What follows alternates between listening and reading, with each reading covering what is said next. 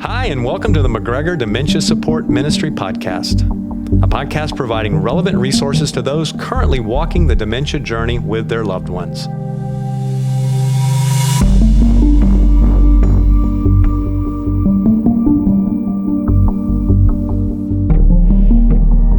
Today's podcast is a special episode to answer some of the questions that came up during our most recent Alzheimer's and Dementia seminar held here at McGregor Baptist.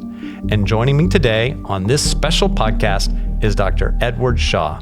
Dr. Shaw is uniquely qualified to speak on this topic of dementia. Dr. Shaw was a practicing academic radiation oncologist for 23 years, specializing in the treatment of adult and children with brain cancer, as well as a researcher focusing on the cognitive effects of chemotherapy and radiation therapy in cancer survivors. He was also the primary care partner for his wife, Rebecca, who was diagnosed with early onset Alzheimer's disease in 2007 at age 53 and died in 2016 following a 9-year journey. Inspired by Rebecca's journey, his medical interest shifted to dementia diagnosis and treatment. And with his additional training in mental health counseling, he founded the Memory Counseling Program, part of the section on gerontology and geriatric medicine at Wake Forest Baptist Health. In October 2016, Dr. Shaw's first dementia counseling-related book was published, Keeping Love Alive as Memories Fade, The 5 Love Languages and the Alzheimer's Journey, which was co-authored by Deborah Barr and Dr. Gary Chapman. His 2 newest books, The Dementia Care Partners Workbook and A Leader's Manual for Dementia Care Partner Support Groups, were released in the summer of 2019. Dr. Shaw is also the founder and CEO of Empath Education. He and his wife, Claire, reside in Winston-Salem, North Carolina. He has 3 adult daughters, 2 grandsons, and a stepson. So, with all that, welcome to the podcast, Dr. Shaw. Thanks so much, Mark. It's great to be back with you as always. Yeah, well, thanks so much for joining me and for being willing to take the time to follow up on our seminar by answering some of the questions that were asked during that seminar. And I want to say to our listeners that if you're listening and you were not able to attend this year's seminar, all of Dr. Shaw's sessions are now up as podcast on our Dementia Podcast channel. So I would encourage you to go and listen to those as soon as you finish listening to this podcast. So, Dr. Shaw, let's get started. And before we dive into some of those specific questions, I thought it would be really helpful for our listeners to make sure that everybody's kind of on the same page when we talk about Alzheimer's and dementia. Because I remember the very first time I came to this seminar, I learned a lot. And when you say one, it doesn't necessarily mean the exact same thing. So give us some definitions and understanding about those terms. Sure. So dementia is an umbrella term. Similar to if you say to someone, what kind of car do you have? You need more information.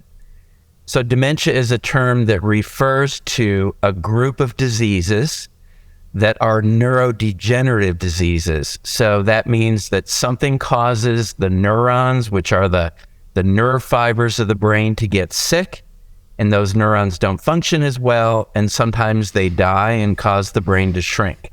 That's what dementia is. Other common neurodegenerative diseases include things like Parkinson's disease or Lou Gehrig's disease.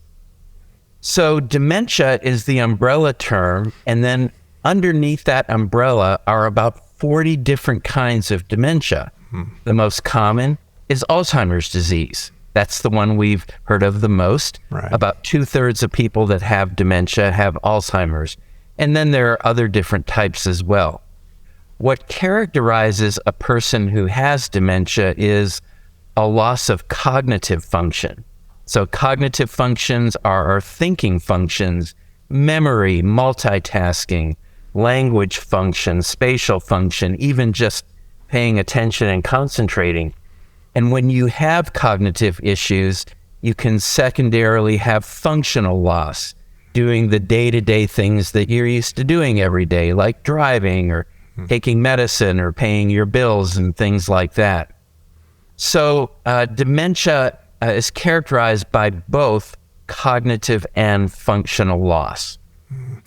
So as I said, there are lots of different kinds of dementia. The most common ones, kind of the big 5, are Alzheimer's disease, vascular dementia, Lewy body dementia, and its cousin, the dementia of Parkinson's disease, and then frontotemporal dementia, which has been in the news a lot lately because a famous actor has contracted that. I know that for those that have attended the seminar, you spend a lot more time talking about some of these very things in the seminar, helping people to understand, which, again, I would encourage folks to go back and listen to those sessions that were recorded live during our seminar on dementia. So thank you for that introduction. That's very, very helpful. So I know that there were several questions that were asked in a similar way that revolved around the idea of, okay, how can I prevent dementia, or how can we now treat dementia? What are things that are out there to treat? So let's start with the prevention in case someone's listening and they're like, okay, I want to do everything I can to make sure I never get Alzheimer's or dementia. What's the secret ingredient there for us? Well, there's probably more than one secret ingredient. Like every good recipe, you need lots of ingredients to make it taste good. Believe it or not, probably the single factor that helps prevent cognitive decline more than any other factor is exercise. So I know when I say the E word, the exercise word, people think about, getting on a treadmill and, running like crazy until you sweat. But there's been research even in the last couple of months that has shown even if you're up and moving 10 or 20 minutes a day, getting your heart rate up, that will actually lower your risk of cognitive decline. Yeah. So we could spend a whole hour talking about research and about the research of exercise, but movement, getting your heart rate up, ideally 45 to 90 minutes a week. And it doesn't have to be vigorous exercise, is what is going to help prevent most. We now often say if it's good for your heart, it's good for your brain. Yeah. And even though the number of people being diagnosed with dementia is going up because the baby boomers are aging up and age is the biggest risk factor, within every age group, so in 60s, 70s, 80s, 90s, the likelihood of developing dementia is actually going down. And that's because of better heart health affecting and causing better brain health. And that's an encouraging thing. So that is a very positive trend that if you're seeing that beginning to track down, because it seems like everything tracks up in this category. Yes, it does. But it is a positive trend, and it's encouraging. It's just that because age is the main risk factor, and as a population, we have more seniors as a percent of our population than ever before. The number of cases is going up, but the likelihood of getting it has gone down. Any other things we can do to prevent that? Yes. So the next big thing also is a relatively recent finding, actually comes from some research here at Wake Forest University School of Medicine, and that is the effect of blood pressure control. So there is a big study comparing people who kept the top number of their blood pressure at 140 and above versus those who kept it closer to 120 and below.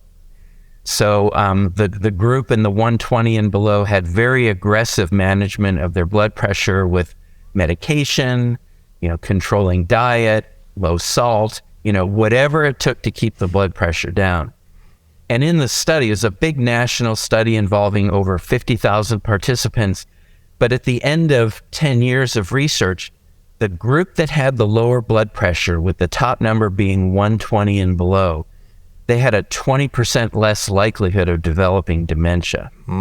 So now we work very aggressively at keeping that top number in that 120 and below range. And that has turned out to be another really big preventive factor, Mark, in what you can do. And that first one obviously probably affects the second one. So if you're exercising regularly, it can help keep your blood pressure down, which in turn can reduce your chances. It does.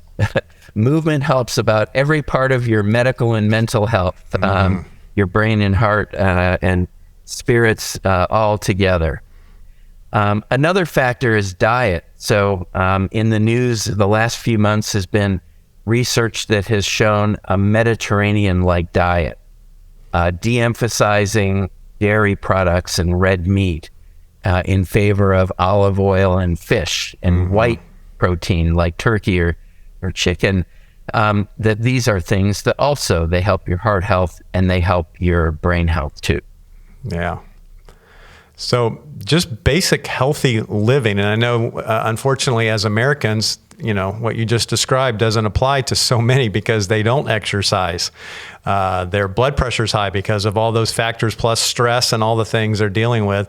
And then the diet is just terrible for, the typical American diet. So hopefully folks will begin to make some changes and we can begin to reverse some of these things.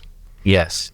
And I want to mention one other thing, if I may, Mark, and that is we also know that being engaged socially is a really important factor in preventing cognitive decline and Alzheimer's disease.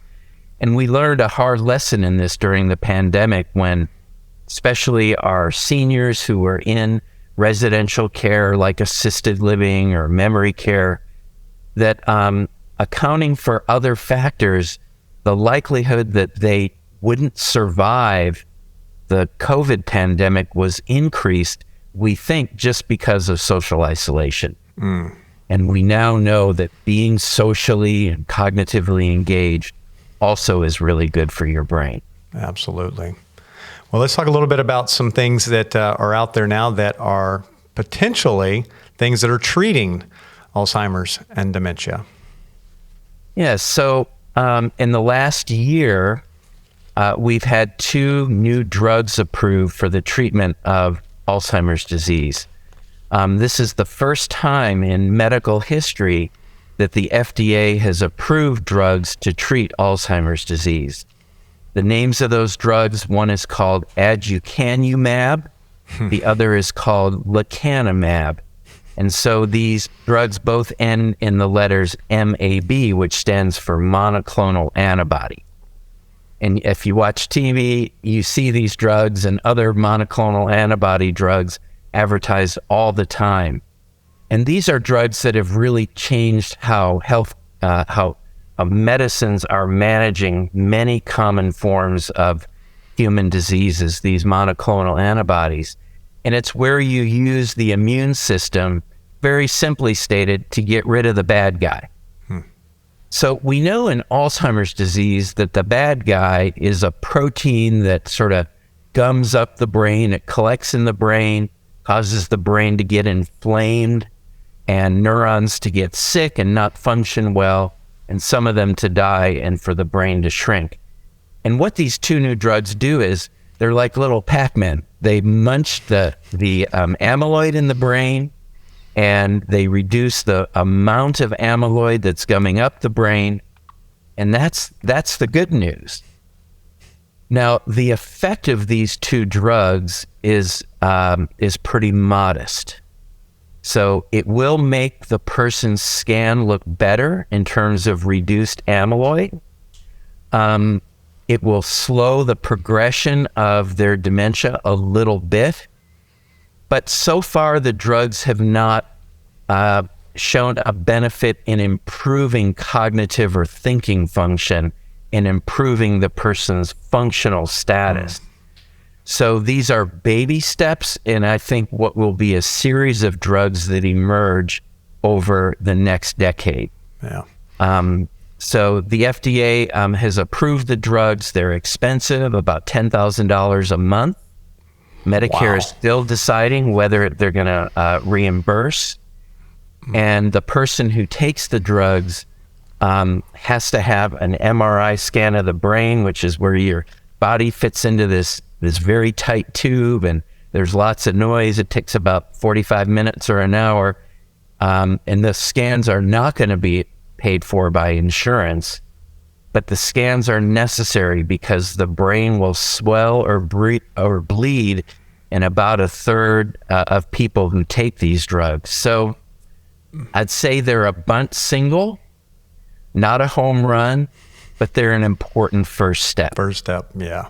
So for those that are still healthy, your prevention right now, you have a lot better percentage in taking care of your body now, being proactive and preventing than right now what we can do as far as treating. But like you said, hopefully that will change. I want to shift gears on you a little bit and talk about those. And this is, you can kind of hear the heart in this question when the person asks, when caregiving needs overwhelm family caregivers, what do they do? When caregiving needs overwhelm family caregivers, what do they do? Yes, Mark, that's such a heartfelt question. And family caregiving is a really, really hard job. And for those who are listening who are family caregivers, you're heroes in the journey that your loved one is on with this disease, because caregiving is it's a marathon, not a sprint. And I was having lunch with a friend today who I hadn't seen for many years, and we were just talking about, for my care of my late wife Rebecca, it was a 9-year journey, and it's a long, long journey that has its ups and downs and can be very discouraging. I talk about what I call the stress points of the journey. So when someone is diagnosed with dementia, a stage of the illness we call mild cognitive impairment, they may have some memory loss, more than maybe we would expect for their age, but they're otherwise pretty functional. They may still be working. They probably are still driving. They're engaged with their family and their friends as they were. Their memory just isn't so good. But then as the disease gets worse, you get into the early and middle stages, they start having difficulty with things like driving or grocery shopping or cooking, laundry, household chores, paying bills, managing medications. And that's when the need for having help begins. The biggest stressor, Mark, in family caregiving comes in that transition to later stage dementia, when the person starts being fully dependent in the things I mentioned, but now they're having trouble with toilet hygiene or feeding themselves or taking a bath or a shower, even safely getting in and out of a chair or in and out of bed. And that's when most family caregivers will say, can I really do this anymore? Or do I need help? So help may be depending on the family and, their own ability to do family caregiving, their financial resources, all sorts of factors, even just the layout of their home. If they have a multi-level home, it's harder to caregive in a 3-story home than just a ranch house. Yeah. So lots of factors. And although many families will make a promise to their mom or dad for adult children, or husband or wife for the spouse, they'll say, oh, we'll never put you in a nursing home. Sometimes the best place for a person to have their care is in residential care. Right. A place like assisted living or memory care, where you have more hands to help. We say that if a person can't walk independently, if they need help up from bed or chair, or they, can't stand independently, for every 80 pounds a person weighs, they need one caregiver. So if you have a 160-pound loved one and they can't walk without help, you need 2 people. Wow. And, currently, if you had 2 paid caregivers in your home 24/7, that'd be about $250,000 a year. Whew. Talking about the stress on caregivers and what that's like, I just heard a friend of mine here at the church 2 weeks ago, his mother-in-law passed away very suddenly. And I was surprised to hear that, because I knew that she had been the caregiver to her husband for years, and they didn't think he had too much time left to live. Well, guess what? She ended up passing away and going home to be with the Lord before he did. And so talk a little bit about that stress that weight that weighs on a caregiver. Yes. So Mark, there's been a lot of interesting research in caregiver resilience and caregiver susceptibility. So for instance, to start with the bad news, caregivers are at about twice the risk of developing dementia themselves than the general non-caregiving population. Wow. On the other hand, the life expectancy of caregivers is actually longer than people who are non-caregivers.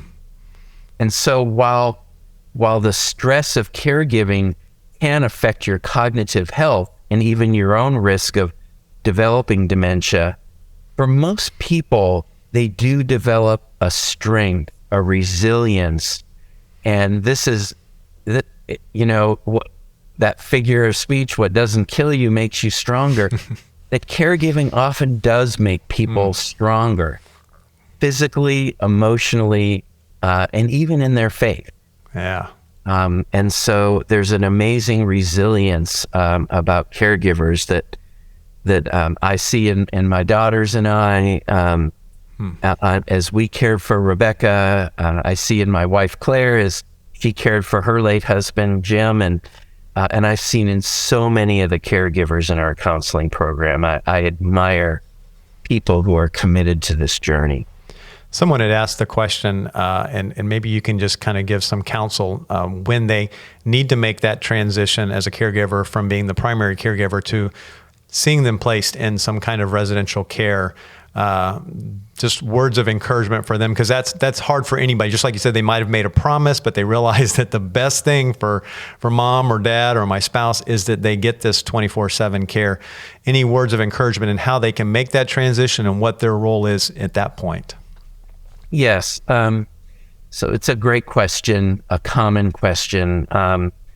When you have to make the transition for whatever reason, often caregivers will personalize that, and they'll say, well, I'm a bad spouse or a bad adult child, son or daughter, because, we had to make the transition to residential care. And I think the first thing you can do is to release yourself of that guilt and to really focus on, I'm now putting mom or dad or my husband or wife in a care situation where I can transition myself from being their day-to-day caregiver to being their son or daughter or husband and wife again, and to love them and provide that social engagement and support without having the day-to-day responsibilities. So just let go of that guilt and, be the companion that you're able to be without having to do those day-to-day responsibilities. I think that there are some things, if you have someone in residential care, that you can do to optimize their situation. So you can be present there, you can go and visit, get to know the staff, the CNAs, the certified nursing assistants, and the nurses who do the day-to-day care. They have really hard jobs. Express your gratitude to them, get to know them personally a bit. It will translate into better care for your loved one. Yep. And show up at different times, different shifts. So you get to know people on the day and the evening, and maybe less so on the night shift, but you get to know all the people who are involved with the caregiving. And so I think that's a really important thing to do, is to be involved in that residential care setting. Yeah.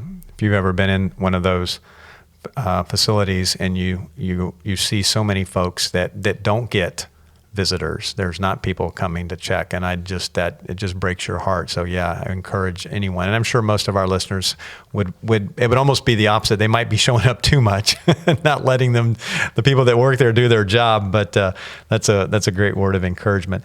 Let me ask you another question that was submitted. How do I love my spouse whose personality has changed and they are no longer the person I fell in love with?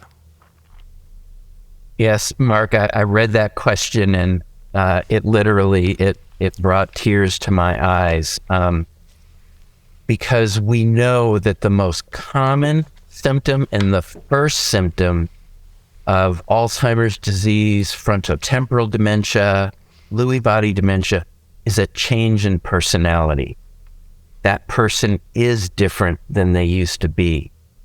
And it creates something that I talk about in the fourth chapter or the fifth chapter of my book, the Dementia Care Partners Workbook. It's called, it's the chapter on grief and loss. And it causes this thing that we call, in the grief counseling world, ambiguous loss.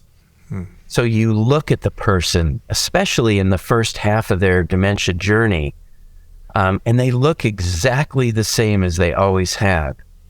And yet they're a different person because of the personality change. And in our book, Keeping Love Alive as Memory Fades, Debbie Barr, who is one of our co-authors and kind of the lead author on the book, she described it in the second chapter of the book as the loss of the emotional glue of a relationship. You know, it's the thing that knits two people together. You have your individual identities in the relationship, but then you have this idea, you know, as it says biblically, the two become one. You know, the two of you have a twosomeness as a couple where you really function as one unit, but you're partners, your husband and wife in the marriage. And that twosomeness begins to change. It begins to erode.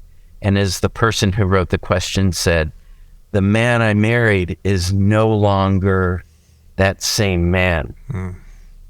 So I think when you're faced with this kind of ambiguous loss, you have to focus on you have to focus on different aspects of the relationship. So I say that with Rebecca, even though we lost intimacy several years into her journey with Alzheimer's disease, even though we lost physical intimacy, the hugging and the kissing and the sexual intimacy, we had a level of emotional intimacy that's something that I'll never forget. And so at night when I would put her to bed, and she, you know, at this point in the journey, she didn't really know me as her husband anymore. And I would just hold her hands and I'd get right up to her face and I'd tell her how much I loved her, what a good wife she was, what a good mom she was to our children. And, you know, in those moments, she would nod, she would say, yeah. She didn't have many words at that point. But Mark, there was still a connection there to the woman who I had known for almost 40 years. And so I think instead of looking at sort of the big picture, you have to look at those small things. Yeah. And instead of, you can focus on, oh, this is a terrible disease, you know, and God, how have you allowed this terrible thing to happen? And I'll say there were days when I said that, days when I was very discouraged. But then, you know, in the same vein, the same God blessed me with this wonderful woman that I was married to for so many years and 3 amazing children. And, you know, there can't be like a good God and a bad God. It's all the same That's God. Right. And so, you know, people have said, well, did this all affect your faith? And I said, of course it affected my faith, the deeper faith. Yeah. Trust him more. And, you know, that's what I can say is it requires an introspection and a question, you know, it's so important to be able to ask these big questions of why him or why her. But, you know, I think God is big enough to handle that. Yeah, amen. Well, you mentioned a couple of your, and thank you so much for sharing a very personal side of your own journey there with our listeners, Dr. Shaw.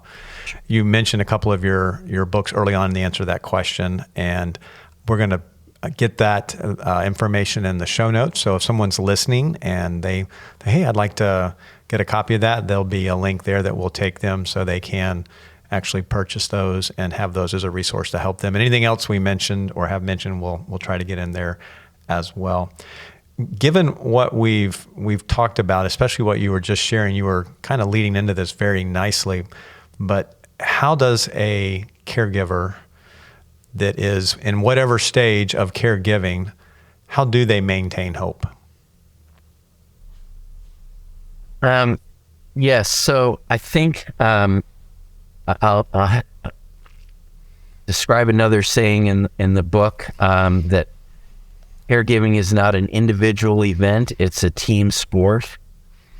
And I think it's really important to surround yourself with family, friends, your faith community, that all of these people that are in your life have to become part of who supports your loved one with dementia, but also supports you as the primary caregiver. And so, I think that you have to be very intentional about building that team. And I would just encourage to ask people, you could say to a friend, if you would just come spend a couple hours with him or her, whoever the person with dementia is, and give me a little break just once a quarter, that would be a huge blessing to me. We had 17 people who supported Rebecca during her journey. Again, family, friends, we had paid caregivers, and our church family, and you need to be surrounded. It really takes a village, as the saying goes. So I think that's one way of maintaining hope. Mark, I also think that you have to be intentional about taking care of yourself. So I say every caregiver, if they're the main caregiver for their loved one, they need to make sure they're taking an afternoon off a week, or they're getting away a couple days a month.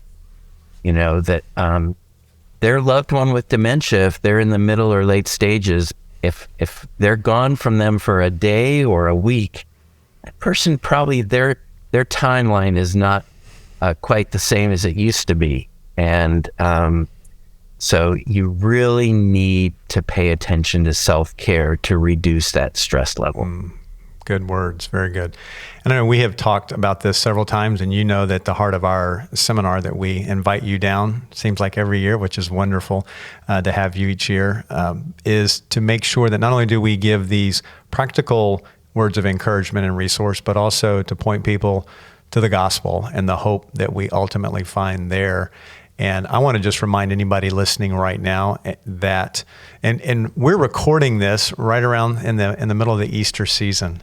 Yeah. And so we are being reminded in this moment of exactly what Christ has done for us. For those that are believers, for those in Christ, we are His because of what He did for us.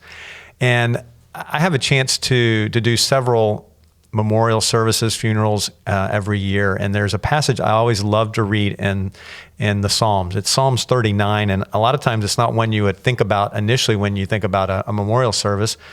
But it's, again, pointing to that question I just asked you, where can we find our hope? Because let's be honest, as a culture, we look for hope in just about everything and anything and anyone except for God. But the psalmist in Psalm 39 said this, beginning in verse 4. He says, "O Lord, make me know my end and what is the measure of my days. Let me know how fleeting I am. Behold, you have made my days a few handbreadths, and my lifetime is as nothing before you. Surely all mankind stands as a mere breath. Surely a man goes about as a shadow. Surely for nothing they are in turmoil. Man heaps up wealth and does not know who will gather." So it sounds pretty bleak. Life's short and you're not even going to know who's going to get your stuff when you die. But listen to what the psalmist says. He says, "And now, O Lord, for what do I wait?" And I love these next 5 words. "My hope is in you." The psalmist had put his hope in God and God alone, realizing that, life is short and everything is fleeting. However, there's one certainty we can have, and that's our hope that can be found in no one, nothing else but Christ and His sacrificial death on the cross that we are in the midst of celebrating right now because of that substitutionary sacrifice, that for those that turn from their sin and put their faith and trust in Christ and Him alone can have eternal life. What a great promise of hope. And for the person struggling in the midst of any type of suffering, whether it's caregiving or anything else that you may be listening to right now and you're struggling, you're suffering, recognize that there can be hope in the midst of a storm. There can be hope. First of all, we know that really this life is truly short, and that once this life does pass away, for those in Christ, we have an eternity of glory in His presence, without the dementia, without the Alzheimer's, without the cancer, and the list goes on and on. So I guess the older I get, the more I am reminded over and over of that eternal hope that we have, not just the joy that we can have in Christ now, but eternally for all time, ever, period. Anything else you want to add to that? Well, I'll end with another little story from Rebecca's journey. We had gone to the Mayo Clinic for a second opinion and saw a world-famous dementia diagnosis doctor there. And on the way back from that visit, we stopped and kind of pulled over and cried, and we held each other in one another's arms. And she looked at me and she said, I know how this is going to end. This is going to take my life. And the doctor had told us 8 to 10 years. It was 9 years, almost from the day we got that second opinion. She said, I just asked 2 things. One is that you'll love me till the very end. Of course, was an easy request to honor. And then she said, I know where I'm going. I'm going to go home to Jesus. And just allow me the blessing of as natural a death as possible. So I can just slip from here into His arms without tubes and all the kind of stuff that we can do to keep people alive. And, she had a strong faith. And I think that's what kept her going until the very end.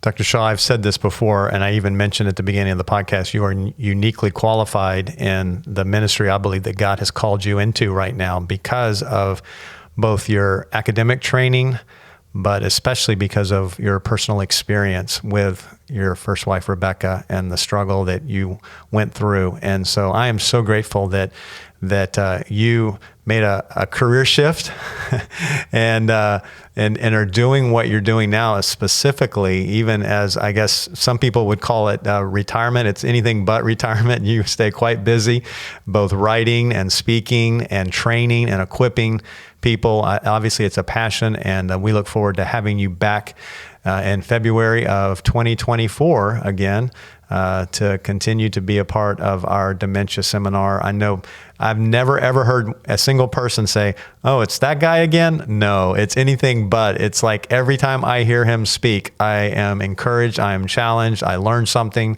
And so thank you for taking the time out of your schedule to be a part of our podcast series here and answer some questions from folks. And who knows, I might even ask you back for another episode of another different podcast later. But thank you so much for being a part of this.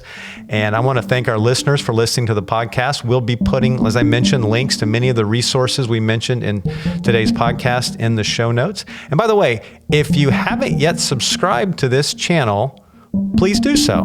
And also, if you find this content helpful that you've been listening to on our channel, leave a review. It'll help us out a lot. But thanks again for listening. God bless.